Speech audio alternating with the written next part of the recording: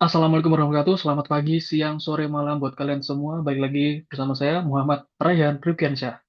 Sebelum kita memasuki topik utama pembahasan kita, alangkah baiknya kita harus mengerti mengenai pengertian dari auditing itu sendiri.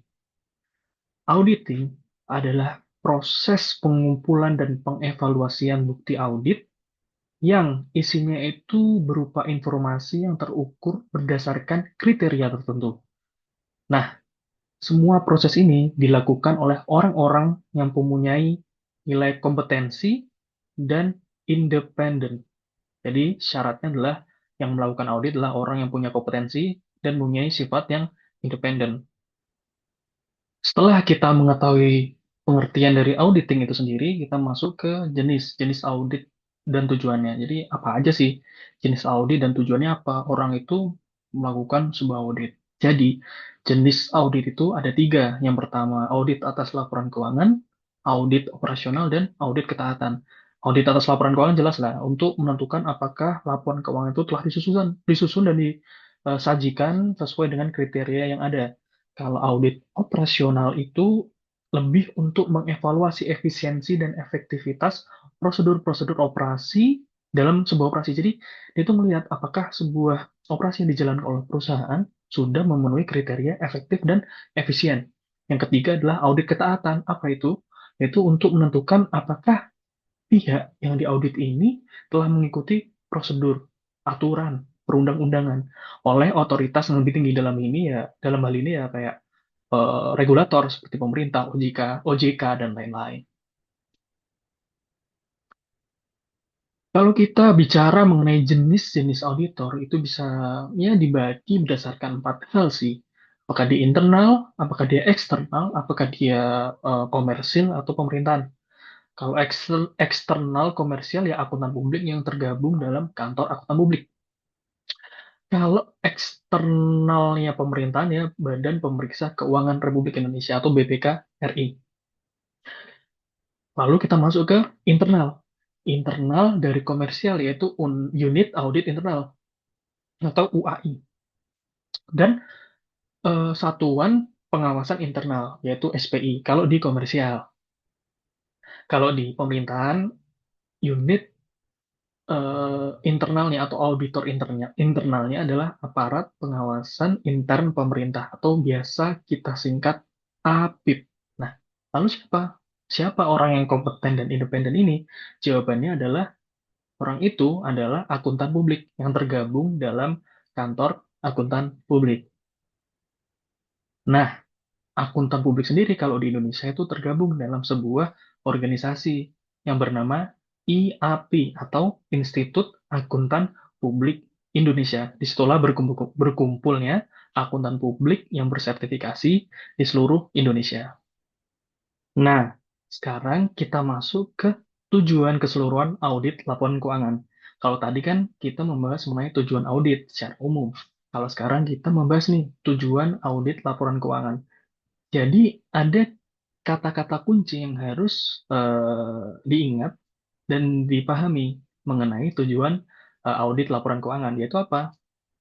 Seorang auditor mengaudit laporan keuangan untuk memperoleh keyakinan memadai tentang apakah laporan tersebut bebas dari kesalahan penyajian material, baik yang didasari atau berasal dari kesalahan dan kecurangan.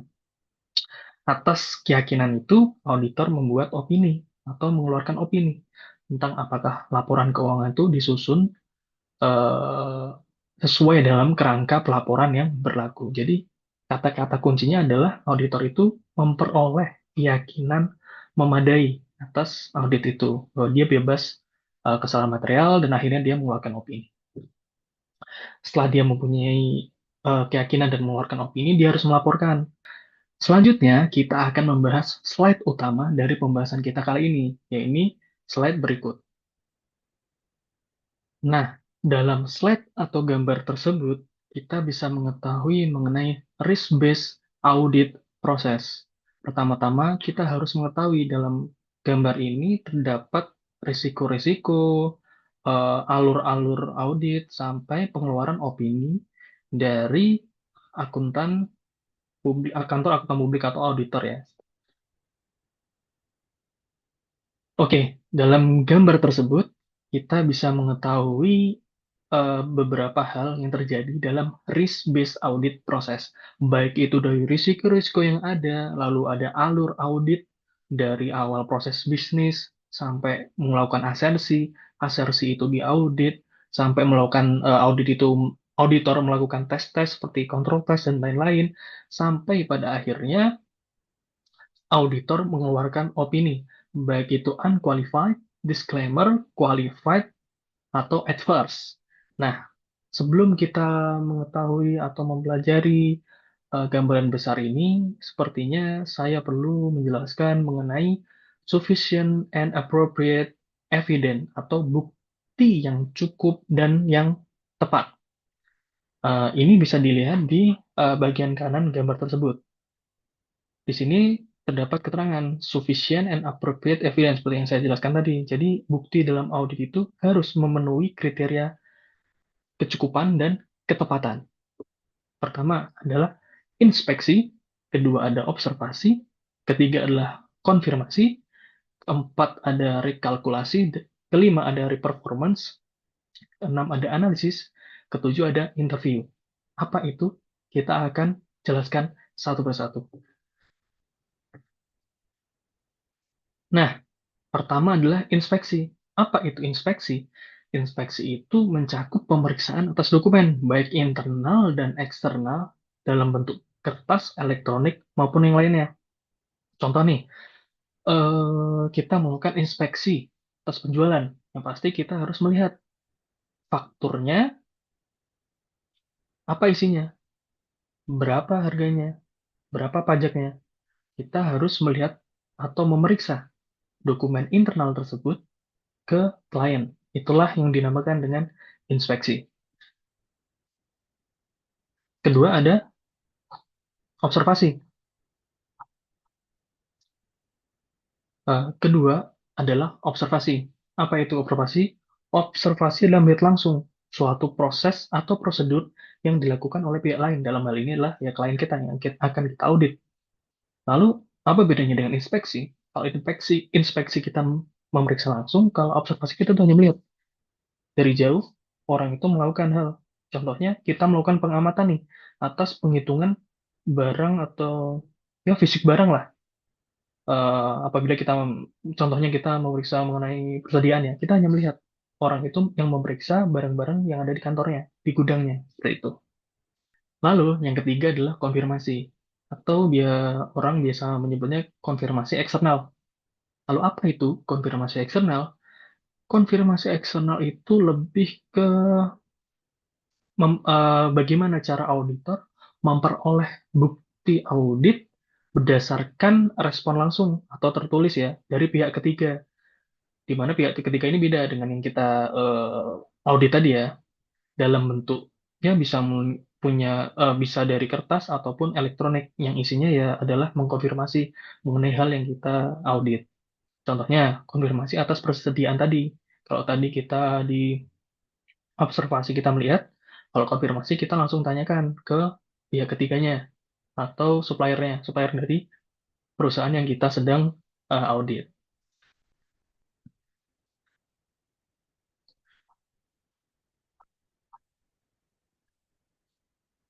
Lalu yang keempat adalah recalculate atau penghitungan ulang. Kalau ini simple lah ya, yaitu pengecekan akurasi perhitungan matematis. Jadi kayak lebih ke teknisnya aja. Jadi kita melihat apakah perhitungannya contohnya di Excel-nya atau di aplikasinya udah benar secara matematis.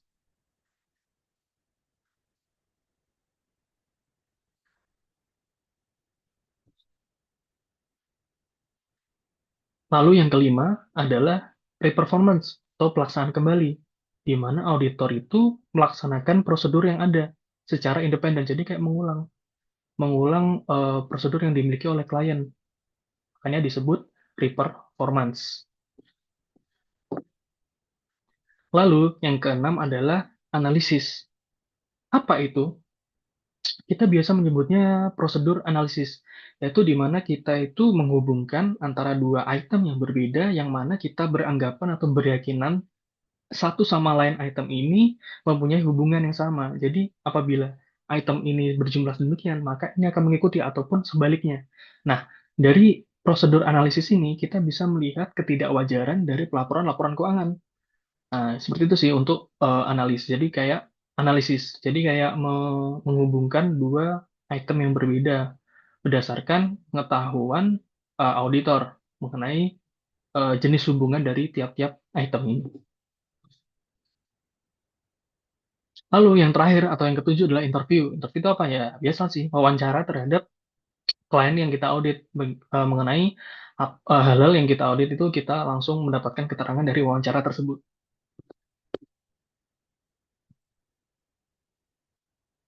Nah, setelah kita mengetahui mengenai bukti-bukti audit, kita langsung bergeser sedikit ke kotak yang berisikan issues address. Nah, issues address ini berisikan significant account, accounting estimate, going concern, relate parties, dan subsequent event. Lalu apa ini? Ya, ini adalah salah satu di mana proses tahapan audit itu terjadi, yaitu di tahap pra-perikatan, di mana ada hal-hal yang harus diketahui atau dipelajari oleh auditor sebelum kita melakukan audit terhadap klien. Nah, yang pertama itu significant account atau akun signifikan. Apa itu significant account? Ini merujuk pada akun-akun yang eh, memiliki jumlah yang material atau signifikan dan dapat berdampak pada keputusan akhir pengguna laporan keuangan. Lalu yang kedua adalah estimasi akuntansi atau accounting estimate. Apa itu? Yaitu proses penilaian yang dilakukan untuk mencatat jumlah yang tidak pasti.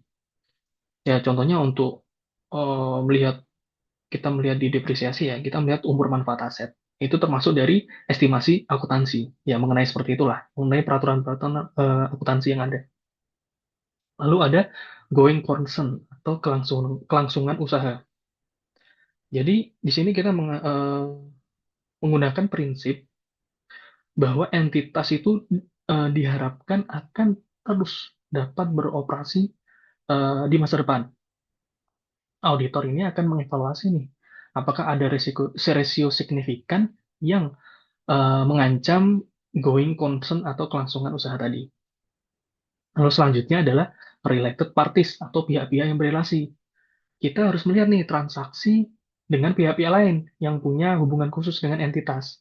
Misalnya antara perusahaan dengan anak perusahaannya, dan auditor itu harus ya, memastikan lah apakah transaksi ini diungkapkan secara memadai berdasarkan peraturan yang berlaku.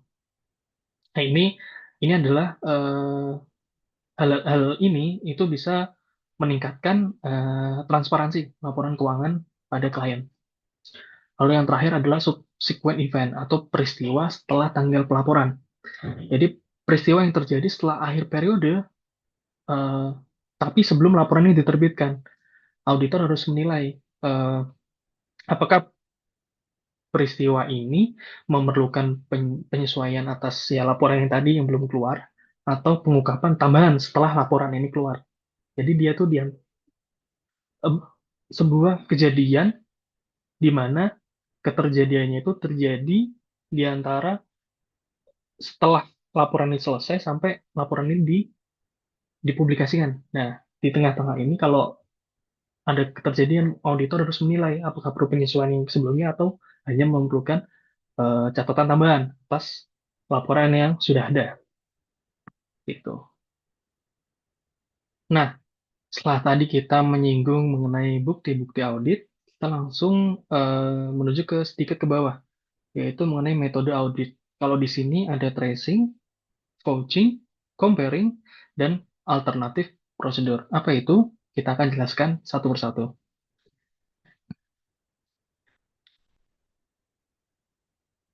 Yang pertama adalah tracing. Tracing ini definisinya adalah proses menelusuri dokumen dari sumber asli sampai ke dalam catatan laporan keuangan.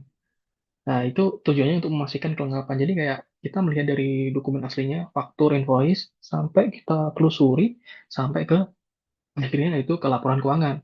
Nah, kalau vouching kebalikannya. dari laporan keuangan ke dokumen aslinya. Jadi kita memastikan keabsahan item yang ada dalam laporan keuangan. Kita melakukan voting sampai ketemu pada dokumen aslinya, seperti faktur atau invoice di depannya. Ketiga adalah comparing. Comparing seperti namanya ya, yaitu membandingkan dua atau lebih dokumen pada laporan keuangan untuk melihat inkonsistensi atau ketidakwajaran. Lalu yang keempat, yang terakhir adalah alternatif prosedur, yaitu ya seperti namanya, yaitu prosedur pengujian alternatif yang dilakukan apabila bukti utama tidak tersedia. Itu menggunakan cara lain lah, karena bukti utama tidak tersedia, auditor menggunakan alternatif prosedur.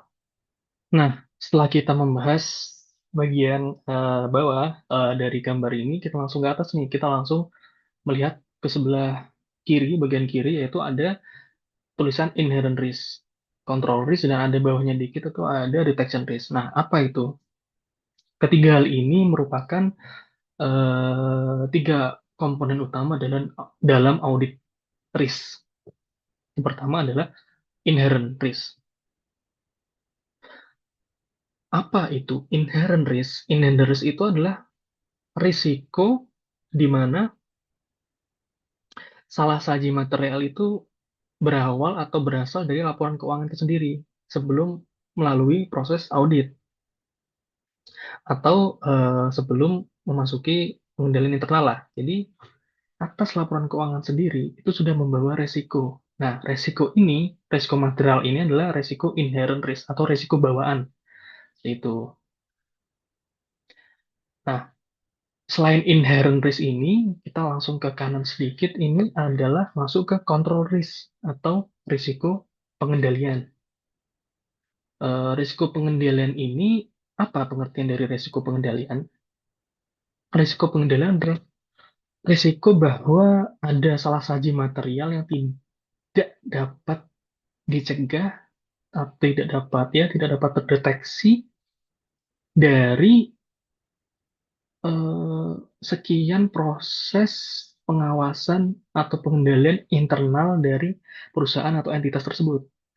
Nah, ini kan perusahaan. Perusahaan itu punya pengendalian internal. Pengendalian internal itu di sini bisa kita lihat ada dari kita menggunakan kubus ini ya. Ini kubus pengendalian internal yang sangat terkenal ya, yang terdiri atas control environment, risk assessment, control activities, informasi dan komunikasi, lalu ada monitoring activities, ditambah three lines model seperti dari three lines model itu terdiri atas dari orang yang melakukan atau melakukan pekerjaan, lalu ada supervisor atau pengendalian dari supervisornya. Tadi kan pengendalian dari pekerjanya, pengendalian dari supervisornya atau atasannya, dan ketiga adalah pengendalian dari SPI ini sendiri.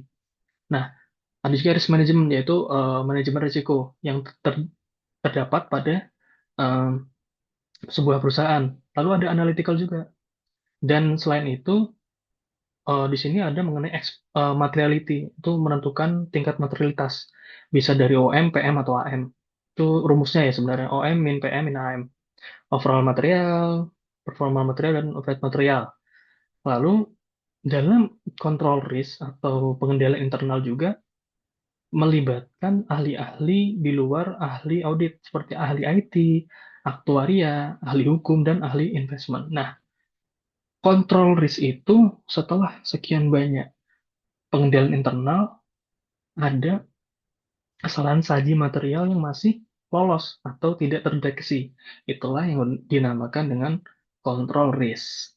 Kalau tadi inherent dari laporan keuangan, kalau control risk dari pengendalian internal ini masih ada kesalahan material yang lolos atau tidak terdeteksi yang menyebabkan adanya control risk. Itu. Nah, yang ketiga, agak ke bawah sedikit itu ada namanya detection risk. Nah, detection risk itu kenapa ditaruh bawah dan berwarna merah langsung merujuk ke financial statement? Alasannya adalah detection risk ini merupakan resiko bahwa auditor gagal mendeteksi salah satu material dalam laporan keuangan yang diaudit, meskipun proses audit telah dilakukan. Inilah alasannya mengapa detection risk diletakkan langsung berhubungan dengan financial statement yang dilakukan setelah dilakukan audit oleh auditor. Nah, kita setelah mengetahui audit risk, kita langsung berpindah ke sisi kanan. Sisi kanan ini, paling pojok kanan, ada what can go wrong in business business procedure. Apa yang bisa salah dalam prosedur bisnis? Yang pertama ada, jadi perusahaan itu secara garis besar mempunyai 4 uh, proses bisnis. Yang pertama ada revenue dan collection, yang kedua ada purchase and payment, ketiga ada payroll dan human resource, dan ada specific transaction yang lainnya. Nah, dalam proses bisnis ini pasti ya ada kesalahan saji material ya. Nah, sebuah perusahaan itu melaporkan proses bisnisnya dalam 3 ini, TCWG minutes, internal reports, dan external reports. Lalu setelah itu tanda panahnya langsung ke audit program. Nah, ya audit program itu program audit yang dirumuskan oleh auditor dalam melakukan kegiatan auditnya ya. Lalu audit program itu terdiri dari beberapa hal, beberapa tes. Tes itu ada control test, test of transaction, analytical, test of detail balance. Nah, jadi siklus ini sebenarnya siklus kalau kita melihatnya dari awal ya, dari bisnis prosedur atau prosedur bisnis entitas, di mana atas prosedur ini menghasilkan report-report dan reports itu akan diaudit oleh auditor.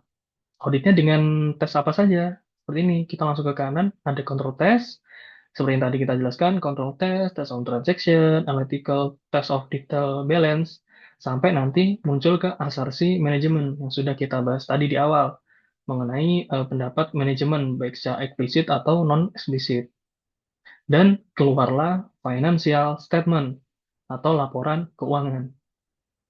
Nah, laporan keuangan sendiri, di sini kita lihat detection rate di sini kan, seperti yang sudah saya singgung tadi, apabila dalam laporan keuangan ini ada kesalahan saji material yang lolos atau tidak terdeteksi dari kegiatan audit yang telah dilakukan oleh auditor, maka eh, kesalahan material itu akan membentuk suatu detection risk.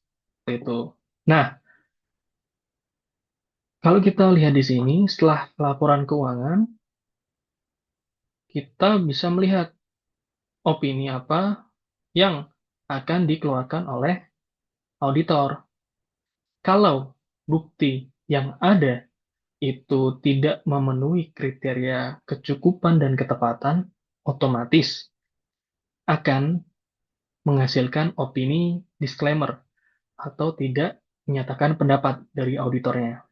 Nah, kalau bukti dan bukti yang didapat dari audit itu cukup dan tepat, jika iya, apabila errornya tidak lebih besar dari PM atau performance material, maka auditor akan langsung mengeluarkan opini unqualified atau wajar tanpa pengecualian.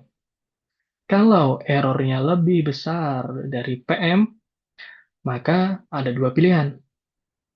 Apakah dia pervasive error atau error yang bisa mempengaruhi? Kalau iya, maka akan terjadi opini yang adverse atau tidak wajar. Kalau dia adverse error dan dia mau melakukan adjustment, maka sorry, kalau dia bukan adverse error dan dia mau melakukan adjustment atas tingkat error yang lebih tinggi dari PM tadi, maka atas adjustment itu auditor akan mengeluarkan opini wajar tanpa pengecualian atau unqualified. Tapi kalau dia menolak adjustment, dia auditor akan mengeluarkan opini qualified atau wajar dengan pengecualian. Itu tadi. Itu apabila error lebih besar dari PM dan tidak pervasif, namun saya ulang ya, namun dia mau adjustment langsung WTP. Kalau dia nggak mau adjustment, dia WDP. Tapi kalau tadi error lebih besar dari PM, terus dia pervasif dan Nyata benar dia itu pervasive error, maka dia akan mengeluarkan atau auditor akan mengeluarkan opini tidak wajar atau adverse. Kita membahas sedikit mengenai pervasive error yang tadi kita sudah singgung dalam penentuan opini. Jadi pervasive error itu apa? Yaitu kesalahan atau salah saji yang berdampak luas. Seperti yang saya jelaskan tadi, kalau saya tadi kan membicarakan mengenai kesalahan yang akan mempengaruhi keputusan dari pengguna laporan keuangan ya. Kalau ini, kalau menurut sumber yang ada, pervasi itu lebih ke kesalahan atau salah saji yang berdampak luas atas laporan keuangan secara keseluruhan yang dapat ya mengurangi keandalan dari laporan keuangan tersebut. Itu adalah pervasive error. Saya tahu ya, pervasive, pervasive error seperti itu.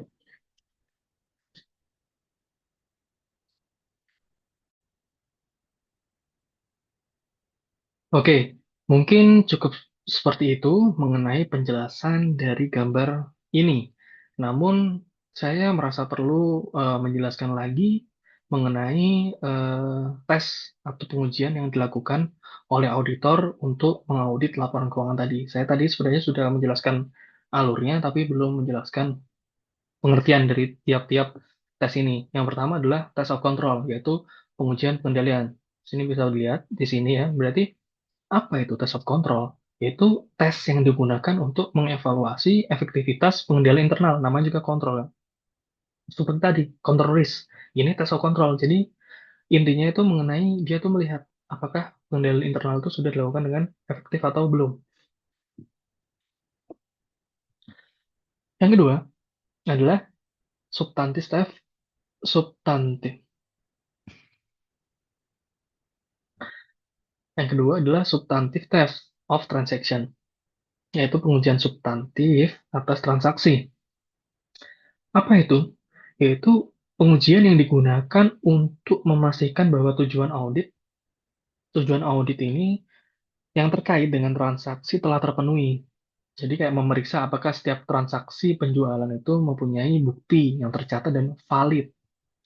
Lalu yang ketiga adalah substantif analytical procedure ya, atau prosedur analisis.